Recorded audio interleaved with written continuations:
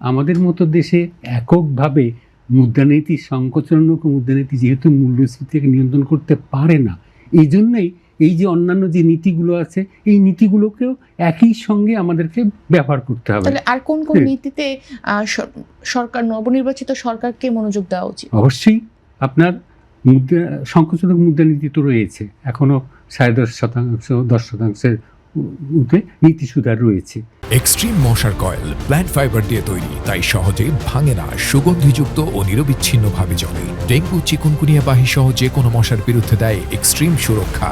এখন যদি আমরা এই যে বাজার ব্যবস্থাপনাকে যদি আমরা উন্নত না করি, সরবরাহ ব্যবস্থায় যে বিঘ্নগুলো আছে, চাঁদাবাজি আছে বা অন্যান্য যে অসঙ্গতিগুলো আছে, এবং এক্ষেত্রে অলিগার্কের একটা ব্যাপার আছে, তাই না? অর্থাৎ এই যে বিভিন্ন দ্রব্য সরবরাহ ব্যবস্থায় যারা পার্টিসিপেট করেন, তাই না, এদের মধ্যে কিন্তু অনেক শক্তিশালী আছেন যারা কিন্তু ক্ষমতাধর, এবং তারা কিন্তু এই মূল্যটাকে নিজের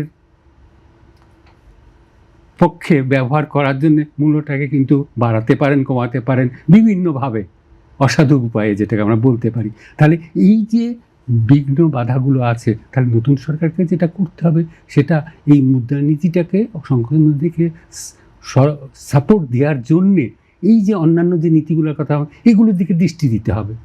অন্তর্বর্তী সরকার কিন্তু এগুলোর ক্ষেত্রে খুব একটা সফলতা অর্জন করতে পারেনি।